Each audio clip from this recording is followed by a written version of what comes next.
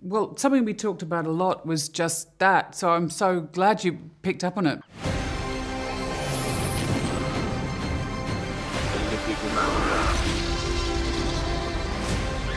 Where we're going, we don't need roads. Hi guys, this is the best thing that I have seen on any size screen in a very long time. So seriously, thank you for taking the time. I appreciate you.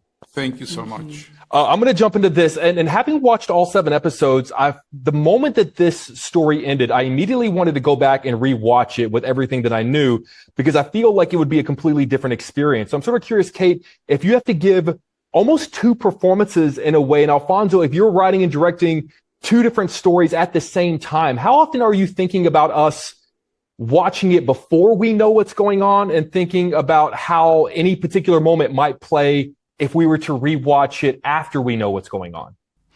Well, something we talked about a lot was just that, so I'm so glad you picked up on it, because we didn't want to mislead the audience. You know, often we analyse people's motivations and decide whether we like them or not, and that based on our own worldview. And so we wanted the audience to sort of sit with their own set of judgments and perceptions and what they chose to look at, and where that chose to take them in terms of how they felt about the characters. But at the same time, we wanted the truth of Catherine's situation and her perspective to be alive on the rewatch, so that we were never lying to the audience. It was there if they chose to or were alive to wanting to see it, I suppose. And also, in the second view, once that you're not distracted by your own judgments, then you start realizing the immense complexity that is going on between these 2 families. The family of Stephen, with the relationship with his wife Nancy and his son Jonathan, and particularly the relationship in the family of Catherine with Nicholas and Robert, yes, the husband.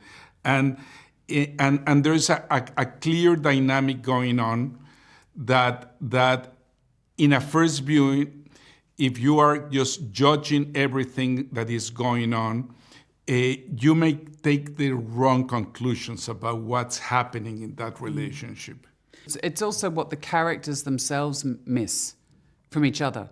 You know, you see this perfectly happy family, or a supportive husband and a successful wife who deeply loves her husband, and a troubled son. You don't quite know what it is, but ostensibly kind of a strong family unit. And this other family, they've got so many secrets, and this other family that's filled with grief, so much so that they're all trying to protect each other from who they really are. And, you know, in the end, that they all get confronted by the truth of what they've collectively experienced, that none of them can see or face. For me, it all spirals around that very quick moment, without getting into spoilers, in the elevator at the end between Sacha Baron Cohen and Kevin Kline, where he says, "Why didn't you?" And that was the moment where I went, oh my God, because I felt like he was speaking to me in a way.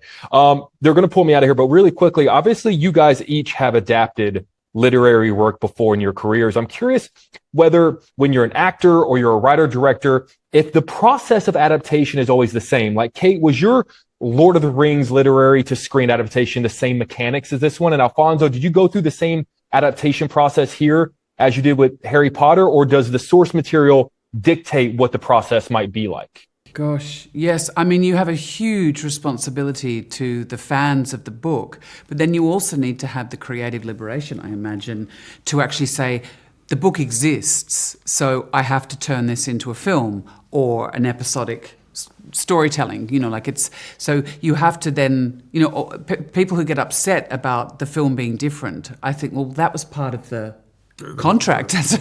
Why do you want to have the same experience as reading a book, which is a very, very different.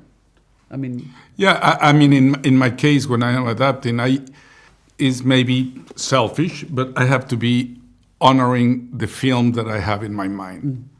And in some instances, it ends up being very close to the material. And in some instances, it really departs and goes far away from the original material.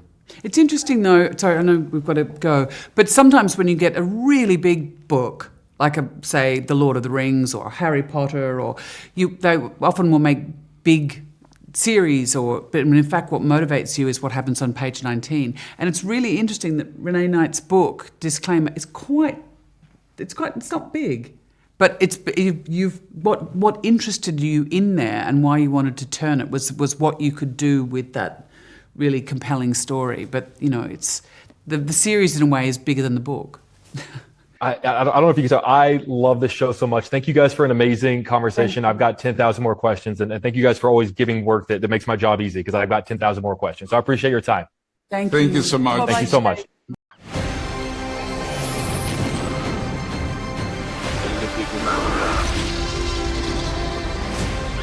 Where we're going, we don't need roads.